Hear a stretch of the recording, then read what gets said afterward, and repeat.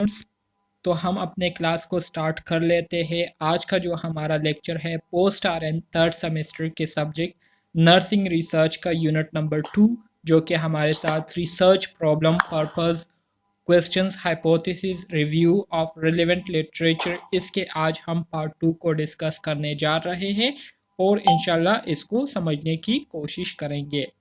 तो dear student, जैसे कि मैंने आपको कल की क्लास में बताया था कि रिसर्च प्रॉब्लम जो है ये हमारे साथ वो क्वेश्चंस होते हैं, वो सवालात होते हैं जो कि हम किसी ख़ास सिचुएशन को जब फेस कर रहे होते हैं, ठीक है, तो उस ख़ास सिचुएशन को फेस करने की वजह से हमारे माइंड में जो है मुख्तलिफ़ किस्म के ख़्यालात, मुख्तलिफ़ किस्म के सवालात जो है जन्म लेने लगती है, जिसके आंसर, जिसके सलूशन जो है वो हमारे पास उस टाइम मौजूद नहीं होते।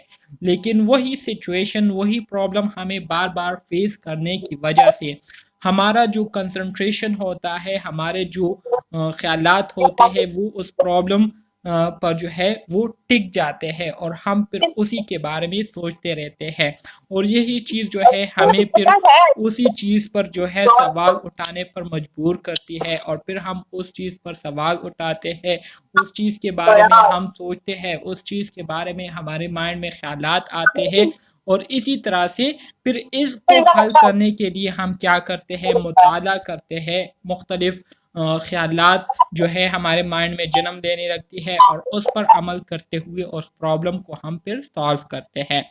तो रिसर्च प्रॉब्लम जो है ये हमारे साथ वो प्रॉब्लम्स होते हैं, वो क्वेश्चंस होते हैं जिसका रिसर्चर जो है वो आंसर ढूंढने की कोशिश में लगे हुए होते हैं। तो इसको हम रिसर्च प्रॉब्लम कहते हैं। काइंडली अपने माइक्स म्यूट करें।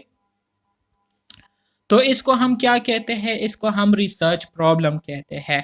तो फिर इसी रिसर्च प्रॉब्लम के लिए हमने सोर्सेज के बारे में बात की थी कि रिसर्च प्रॉब्लम के हवाले से किस तरह से हमारे माइंड में मुख्तलिफ़ किस्म के आइडियाज़ जो है वो पैदा हो सकते हैं, किस तरीके से हम अपने इन प्रॉब्लम्स को सॉल्व करने के लिए effective effective technique, effective tool जो है वो फाइंड आउट करके इन प्रॉब्लम को सॉल्व कर सकते हैं। तो ये सारी चीज़ें हमने पिछले क्लास में काफ़ी डिटेल के साथ डिस्कस की थी। आज का जो हमारा नया टॉपिक है वो है critiquing the research problem. Critiquing the research problem से मुराद ये है कि हमारे साथ जितने भी रिसर्च प्रॉब्लम होते हैं उस पर हम क्रिटिकली थिंकिंग करके उसको हम कैसे जो है उसको आइडेंटिफाई कर सकते हैं कि आया जो प्रॉब्लम मैं फेस कर रहा हूँ या जिस प्रॉब्लम को मैं रिसर्च प्रॉब्लम कंसीडर कर रहा हूँ, तो आया इस पर स्टडी करना जो है मेरे लिए इफ़ेक्टिव रहेंगी या नहीं, आया इसको स्टडी करने से मेरी नॉलेज में इजाफा होंगी या नहीं। तो रिसर्च प्रॉब्लम क्रिटिक से मुराद ये है कि रिसर्च प्रॉब्लम पर हम क्रिटिकली जब सोच विचार करते हैं तो इसको हम क्या कहते हैं, क्रिटिक रिसर्च प्रॉब्लम कहते हैं। सो यहाँ पर कहते हैं कि critique the research problem has the researcher appropriately delineated the scope of the problem, or is the problem too big or complex for a single investigation? Does the problem statement clearly identify the research variables and the nature of the population being studied? इसमें कहते हैं कि हमारे साथ जो research problem होते हैं, तो क्रिटिकिंग का मतलब ये है कि जब हम रिसर्च प्रॉब्लम को स्टडी करते हैं उस पर हम क्रिटिकली सोच विचार करते हैं, तो इससे हमें ये डिसीजन लेने में जो है मदद मिलती है कि जिस प्रॉब्लम को हम स्टडी करने जा रहे हैं, तो आया ये मसला जो है हकीकत में ही मसला है या सिर्फ मुझे जो है ये मसला लग रहा है, आया दूसरे लोग जो है इस प्रॉब्लम को जो है फेस कर रहे हैं या नहीं, आया ये जो प्रॉब्लम मैं फेस कर रहा हूँ तो ये हकीकत में ही कम्प्लेक्स या बड़ा मसला है, तो आया इस पर इन्वेस्टिगेशन करना जो है मेरे लिए सूदमंद रहेगा या नहीं। तो ये सारी चीज़ें जो है हमें क्या करती है, क्रिटिकली थिंकिंग करने से ही हमें इन चीज़ों के बारे में जवाबात जो है मिलते हैं। और जो क्रिटिकल थिंकिंग हम करते हैं रिसर्च प्रॉब्लम के हवाले से, तो इसको हम क्या कहते हैं, इसको हम क्रिटिकिंग द रिसर्च प्रॉब्लम कहते हैं। ठीक है, क्लियर है?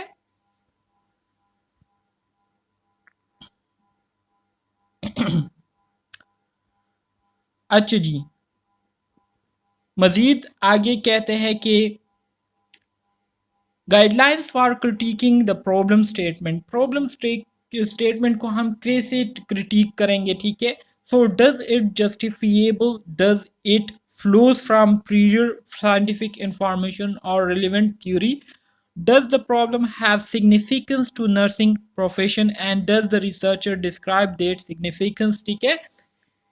कहते हैं कि जब भी हम किसी प्रॉब्लम स्टेटमेंट के हवाले से क्रिटिकिंग करते हैं, तो क्रिटिकिंग करने के लिए हमें कुछ सवालात जो है उसके बारे में जो है हमें सोचना होगा।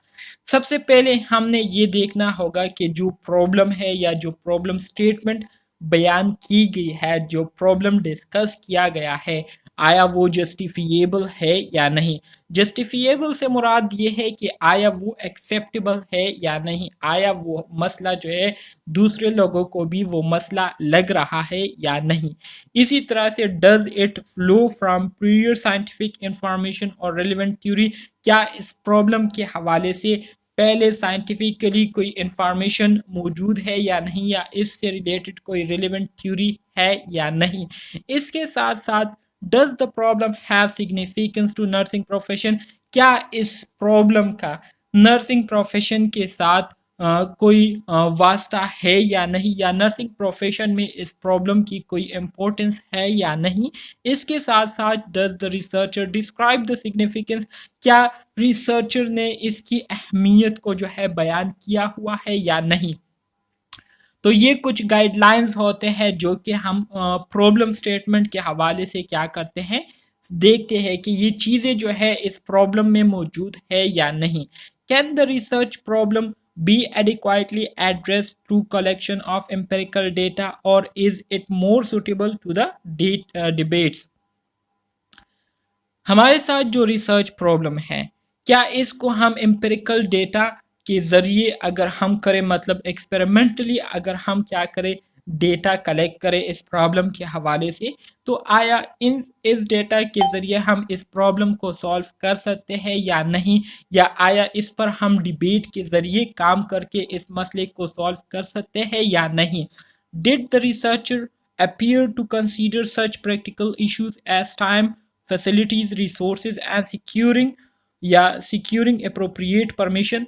आया रिसर्चर जो है इन्होंने इस प्रैक्टिकल इशू पर जो है इसके लिए टाइम निकाला हुआ है, मतलब इसके लिए इस प्रॉब्लम को सॉल्व करने के लिए उनके पास टाइम, फैसिलिटीज़, रिसोर्सेज ये चीज़ें मौजूद है या नहीं, ठीक है। क्योंकि अगर आपके पास ये चीज़ें नहीं होंगी, आपके पास रिसोर्सेज नहीं होंगे, आपके पास फैसिलिटीज़ नहीं होंगी, आपके पास टाइम नहीं होगा और एक ख़ास ऑर्गेनाइजेशन से इस प्रॉब्लम पर काम करने के लिए आपको परमिशन नहीं होगी, तो आप इस प्रॉब्लम को सॉल्व नहीं कर सकेंगे।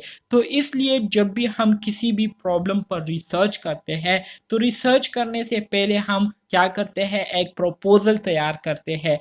उस प्रपोजल में हम उस रिसर्च को डिफाइन करते हैं, उस प्रॉब्लम को डिफाइन करते हैं, उस प्रॉब्लम पर हम क्यों काम करना चाहते हैं इस बारे में बताते हैं। इस प्रॉब्लम को सॉल्व करने के लिए हमें जिन टूल्स की ज़रूरत पड़ेगी उसके बारे में हम क्या करते हैं, बताते हैं। इसी तरह से ये जो रिसर्च हम कर रहे हैं ये किस किस्म की रिसर्च है, आया क्वालिटेटिव रिसर्च है या क्वांटिटेटिव रिसर्च है, ये हम मेंशन करते हैं, ठीक है। इसके साथ साथ इस रिसर्च की जो एथिकल कंसिड्रेशन है वो कैसी है, मतलब माशरती लिहाज से अगर आप इसको देखते हैं तो माशरे की तरफ से इस पर किसी किस्म की तनकीद तो नहीं होंगी। आया अगर आप इसको इंस्टीट्यूशनली देखते हैं, कानूनी तौर पर देखते हैं, तो कानूनी तौर पर ये किसी किस्म के लॉ के अगेंस्ट तो नहीं जा रहा।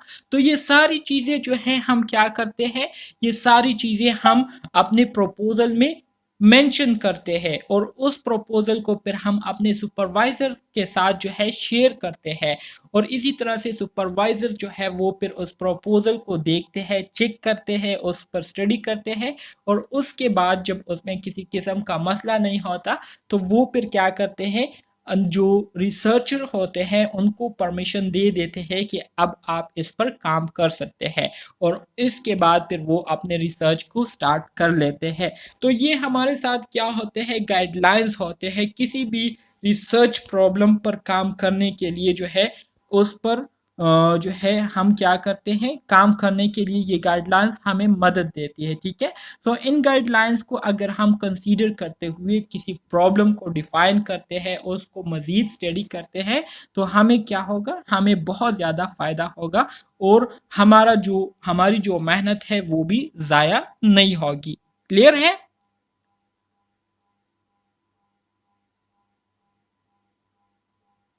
हेलो। जी सर। रिस्पॉन्स मुझे आप लोगों की तरफ से नहीं मिल रही। मुझे ऐसे लग रहा है कि आप स्टूडेंट जो है कन्फ्यूजन का शिकार हुए हैं, और अभी आप लोगों को कुछ भी समझ में नहीं आ रहा जो मैंने आप लोगों को पढ़ाया अभी। जैसे कि मैंने आपको बताया कि क्रिटिक किसे कहते हैं, क्रिटिक से मुराद ये क्रिटिकल से निकला हुआ एक वर्ड है। मतलब ये है कि आप किसी चीज़ के बारे में क्रिटिकली थिंकिंग करते हैं, क्रिटिकली आप सोच विचार करते हैं। क्रिटिकल से मुराद डीपली थिंकिंग करते हैं, डीपली उस पर आप सोच विचार करते हैं, ठीक है। तो इसको हम क्या कहते हैं, क्रिटिकल कहते हैं। तो क्रिटिकल जो है ये वर्ड जो है, क्रिटिक जो है ये क्रिटिकल से लिया गया एक वर्ड है, ठीक है।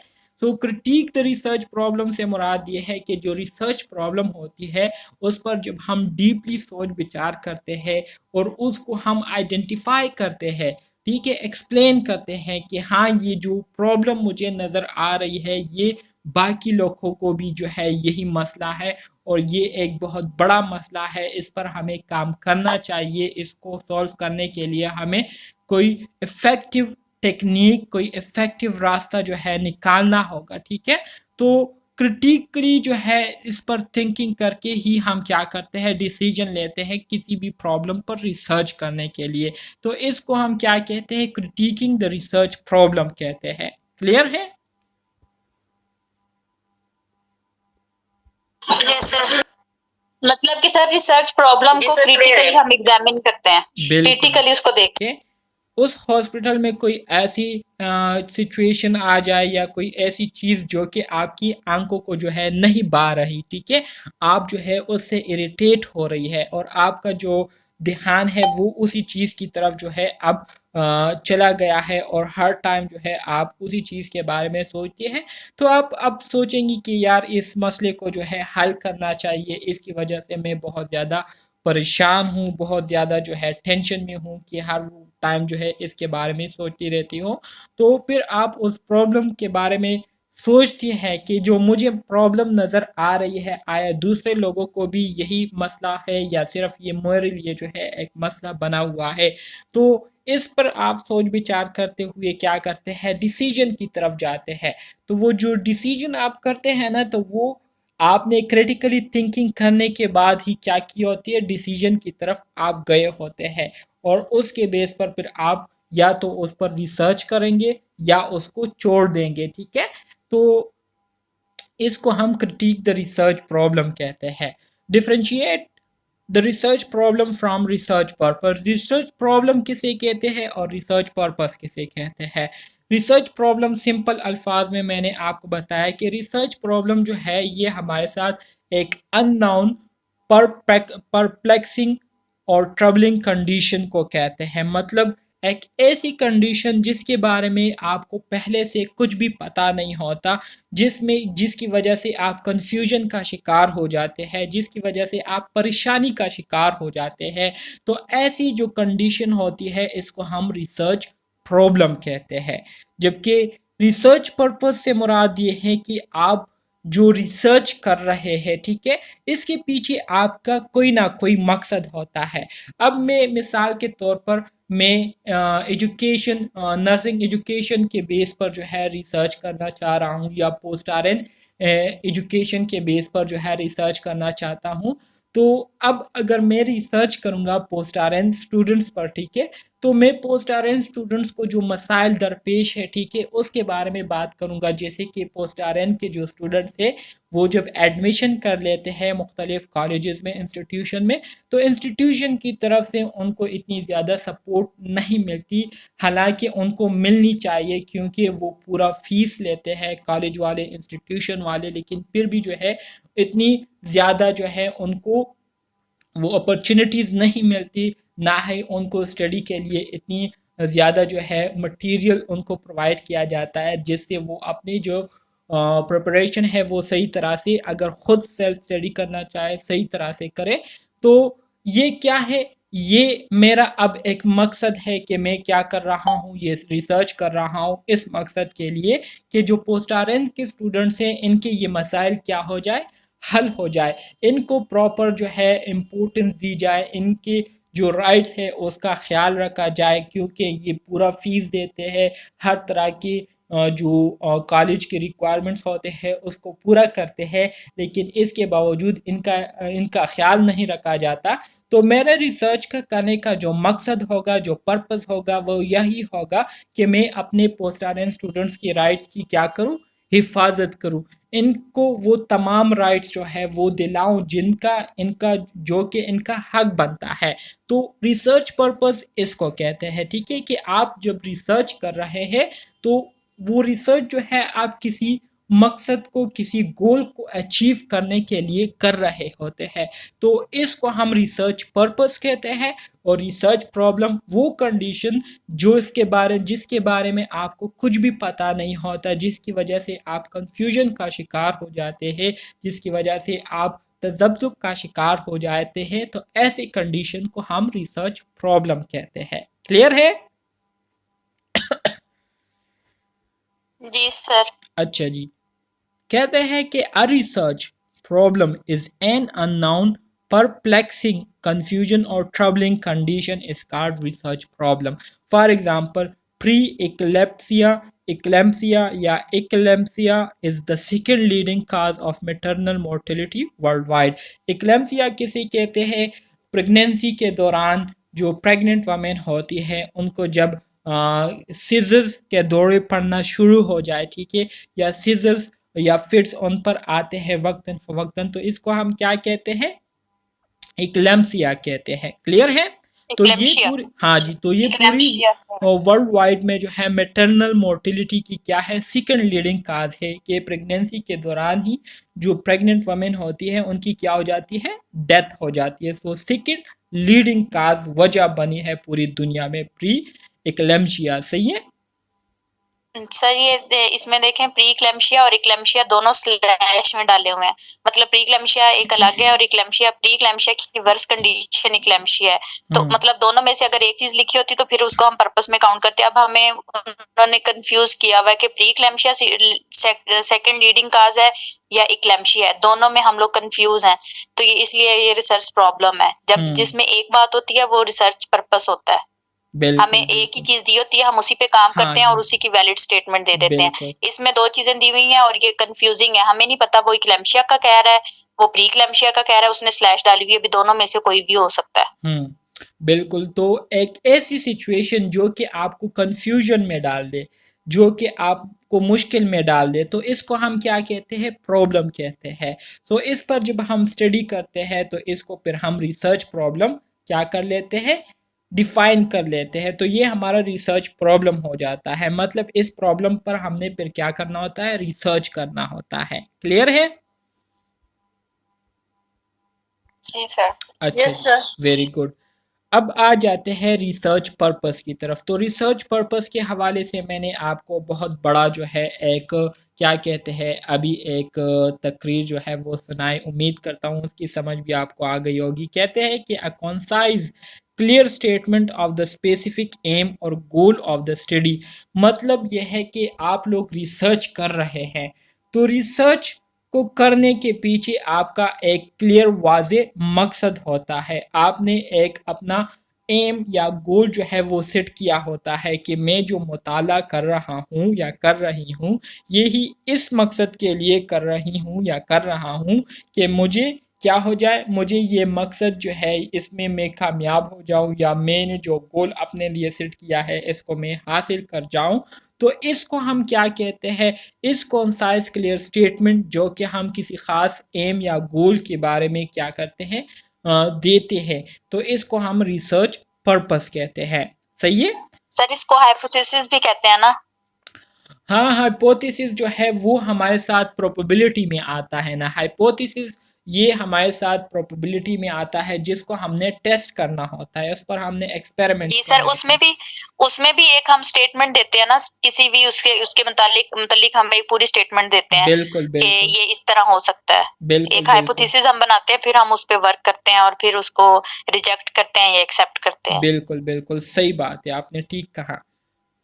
Summary of the overall goal of the study, मतलब आप एक स्टडी कर रहे हैं तो उस स्टडी की आप ओवरऑल समरी को जब पेश करते हैं कि ये जो स्टडी मैं कर रहा हूँ या कर रही हूँ, इसके पीछे मेरा ये मकसद है, और उस मकसद में आप बहुत सारे ज़्यादातर जो हम रिसर्च करते हैं, तो रिसर्च का मतलब ही यही है कि एक प्रॉब्लम है, उस प्रॉब्लम पर आप दोबारा से क्या करते हैं, डीपली स्टडी करते हैं, और आपसे पहले रिसर्चर ने जो बातें की होती है उससे आप कुछ एडवांस, कुछ अलग जो है आप लोगों को बताते हैं कि दूसरे रिसर्चर ने इस तरह से इस प्रॉब्लम को डिफ़ाइन किया था, इसके सॉल्यूशंस को जो है डिफ़ाइन किया था, लेकिन मैंने जो रिसर्च किया है तो मेरे रिसर्च के मुताबिक इस प्रॉब्लम के जो सॉल्यूशन है वो इस तरह से है, इस तरह से है। तो एडवांस करना, जब हम किसी नॉलेज को एडवांस करते हैं तो नॉलेज को एडवांस करने के लिए हम क्या करते हैं,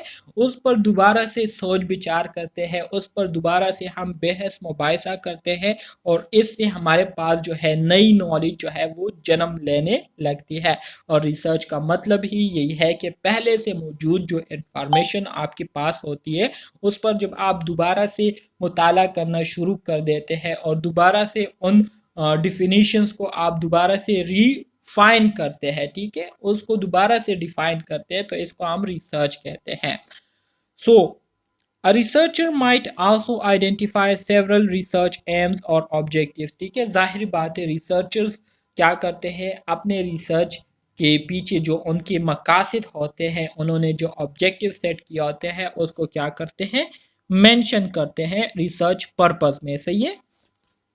फॉर एग्जाम्पल हमारे पास एक टॉपिक है pregnancy care network for pregnant women. Pregnancy care network for pregnant women, तो इस टॉपिक में आप लोगों को थोड़ा बहुत अंदाज़ा हो रहा होगा कि इस टॉपिक में हम किस चीज़ के बारे में स्टडी करेंगे। जो जितने भी प्रेग्नेंट वमेन है, तो इन प्रेग्नेंट वमेन के लिए जो प्रेगनेंसी केयर नेटवर्क है वो कैसी है, आया इनको प्रॉपर मैटरनल केयर जो है वो मिल रही है या नहीं, आया इनको मैटरनल टीचिंग एजुकेशन मिल रही है या नहीं, किस तरह से आपने अपनी प्रेगनेंसी को जो है हेल्दी रखनी है, किस तरह से आपने अपने आप को किसी भी किस्म के मिसकैरेज से आपने महफूज रखना है, ठीक है, किस तरह की काम आपने प्रेगनेंसी के दौरान करने हैं। तो ये सारी चीज़ें प्रेगनेंसी केयर नेटवर्क में आ जाती है, जो कि प्रेग्नेंट वमेन को क्या करती है, सर्विसेज प्रोवाइड करती हैं। तो इसके बारे में क्या होता है, ये हमारे साथ एक टॉपिक है। So the purpose of this study was to prevent and control preeclampsia या eclampsia and reduce maternal mortality. वही बात है कि हमारे साथ जो टॉपिक यहाँ पर मेंशन किया गया है, तो इस पर स्टडी करने का हमारा जो बुनियादी मकसद है वो प्रेग्नेंट वोमेन को जो है प्री इक्लेम्सिया या इक्लेम्सिया से प्रिवेंट करना है, या अगर इनको यह प्रॉब्लम है तो इस प्रॉब्लम को हम किस हद तक कम से कम कर सकते हैं, और जो मैटरनल मोर्टेलिटी का जो रेशो है इसको हम कैसे रिड्यूस कर सकते हैं, तो इसके बारे में हम क्या करते हैं, स्टडी करते हैं, रिसर्च करते हैं। तो ये हमारा क्या हो गया, रिसर्च पर्पस बन गया। क्लियर है। जी sir. Very good. How to formulate a research problem, research problem को हम कैसे फार्मूलेट करेंगे, कैसे हम इसको जो है डिफाइन करेंगे, कैसे हम इसको जो है मेंशन करेंगे। So how to formulate a research problem, इस पर अब हम बात करेंगे। Formulate a research problem and purpose for study. Research problem को जो है किस तरह से हम फार्मूलेट करेंगे और किस तरह से जो है स्टडी के लिए इसको हम डिफाइन करेंगे। सो एग्जाम्पल आपको दिया गया है। Example of research topic are adolescent smoking, patient compliance, coping with disability, and pain management. Within each of these broad topic are many potential research problem.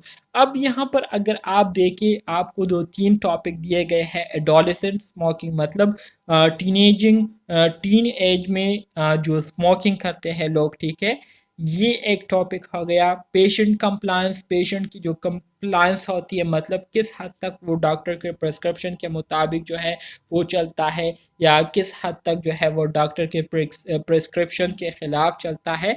तो ये हमारे साथ दूसरा टॉपिक हो गया। कॉपिंग विद डिसेबिलिटी, अगर एक पेशेंट जो है वो डिसेबल है, वो जो है हैंडीकेप है, तो इसको वो कैसे कोप कर रहा है, ठीक है, कैसे इसको जो है वो मैनेज कर रहा है।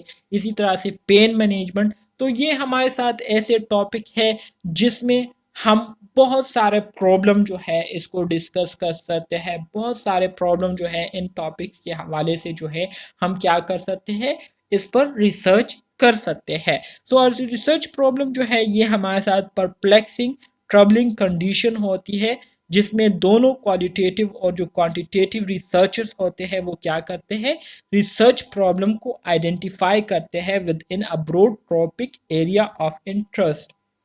ठीक है, broad topic area of interest से मुराद ये है कि जो प्रॉब्लम हम आइडेंटिफाई करते हैं तो वो प्रॉब्लम किसी एक बंदे से मुख्तस नहीं होता, किसी एक बंदे तक लिमिटेड नहीं होता, बल्कि उस रिसर्च से हमें जितनी भी इंफॉर्मेशन मिलती है, उस रिसर्च से हमें जितनी भी डेटा मिलती है, जितनी भी हमें अचीवमेंट मिलती है, ठीक है, तो उसको हम कितनी हद तक जो है ओवरऑल पॉपुलेशन पर अप्लाई कर सकते हैं और कितनी हद तक जो है ओवरऑल पॉपुलेशन इस रिसर्च से फ़ायदा उठा सकते हैं। तो इसको हम क्या करते हैं, देखते हैं। मिसाल के तौर पर मैं यहाँ पर आपको जो है एक टॉपिक मेंशन करता हूँ, कोपिंग विद डिसेबिलिटी। तो अब पाकिस्तान में जो है बहुत सारे लोग ऐसे होंगे जो कि डिसेबल होंगे, ठीक है। फॉर एग्जांपल मैं पिशावर ले लेता हूँ। पिशावर में बहुत सारे लोग ऐसे होंगे जो कि डिसेबल होंगे, लेकिन उनके पास कोपिंग स्ट्रेटजीज नहीं होंगे। उनको जो है इस डिसेबिलिटी के साथ जो है ज़िंदगी गुजारना जो है उनके लिए बहुत ज़्यादा मुश्किल हुआ होगा, ठीक है। फैमिली सपोर्ट उनके पास नहीं होंगी। तो अब जब हम इस पर रिसर्च करेंगे तो हमारा रिसर्च करने का जो बुनियादी पर्पज़ होगा वो यही होगा कि किस तरह से डिसेबल लोग जो है अपने आप को जो है माशरे के साथ जो है वो अपने आप को जो है माशरे के साथ जो है वो कंपेयर कर सकते हैं और किस तरह से वो दूसरे लोगों के साथ मिलजुल कर जो है मुख्तलिफ एक्टिविटीज़ में पार्टिसिपेट कर सकते हैं, किस तरह से वो अपने डिसेबिलिटी को जो है कम से कम कर सकते हैं, ठीक है, और अपने रोज़मर्रा की जो एक्टिविटीज़ है, ठीक है, उसको बग़ैर किसी मुश्किल के, बग़ैर किसी के सहारे के उसको सरअंजाम दे सकते हैं। तो ये सारी चीज़ें जो है हम इस टॉपिक में क्या करेंगे, इस रिसर्च में फिर मेंशन करेंगे। तो इससे फिर क्या होगा, इससे जब ये लोग इसको पढ़ेंगे तो ज़्यादा से ज़्यादा लोगों को जो है क्या होगा, फ़ायदा होगा। क्वालिटेटिव और क्वांटिटेटिव। क्वालिटेटिव की अगर मैं आपको एग्जांपल दूं तो क्वालिटेटिव मैंने आपको बताया था कि ये क्वालिटी से निकला है। सो अब अगर हम कोई क्वालिटेटिव रिसर्च करते हैं, मिसाल के तौर पर हमारे साथ क्वालिटेटिव रिसर्च है कॉपिंग विद डिसेबिलिटी। सो क्वालिटेटिव से मुराद ये है कि इसमें हम क्या करेंगे, इसमें हम जो स्टडी करेंगे तो हमारे स्टडी का जो पर्पस होगा वो यही होगा कि किस तरह से हम डिसेबल लोगों की जो क्वालिटी ऑफ लाइफ है उसको हम बेहतर बना सकते हैं, ठीक है। किस तरह से हम इनको स्टैंडर्ड लाइफ जो है वो दे सकते हैं कि वो इस डिसेबिलिटी को क्या करें, इग्नोर करके दूसरे लोगों की तरह एक आम जिंदगी जो है वो गुजार सके, ठीक है। तो इनकी क्वालिटी ऑफ लाइफ को इम्प्रूव करने के लिए हम क्या करेंगे, स्टडी करेंगे, मुताला करेंगे और इनको हम तजावीज़ देंगे, ठीक है। जबकि क्वांटिटेटिव की अगर हम बात करें तो क्वांटिटेटिव से मुराद ये है कि ज़्यादा से ज़्यादा लोगों को हमने किस तरह करना है, ज़्यादा से ज़्यादा लोगों को हमने खुद मुख्तार बनाना है।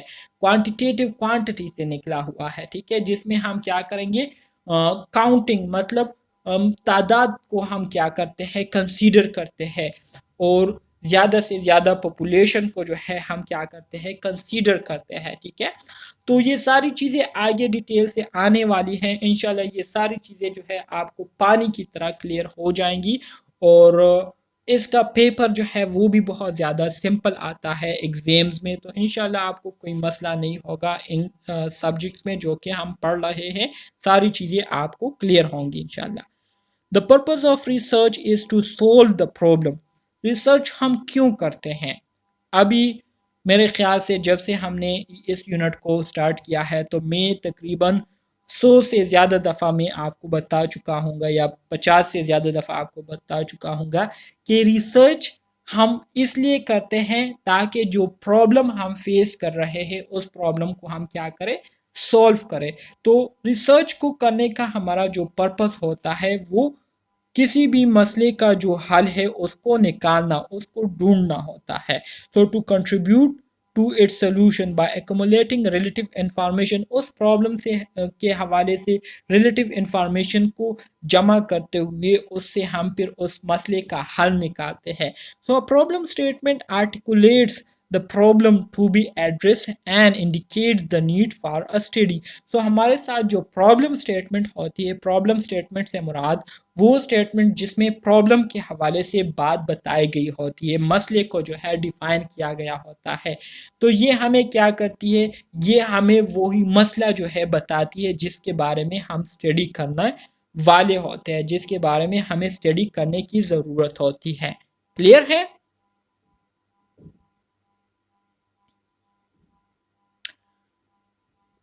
जी सर। Okay, very good. अभी हमारी क्लास जो है ख़त्म होंगी तो दोबारा से 10 मिनट बाद हम अपने क्लास को दोबारा से स्टार्ट करेंगे, ठीक है।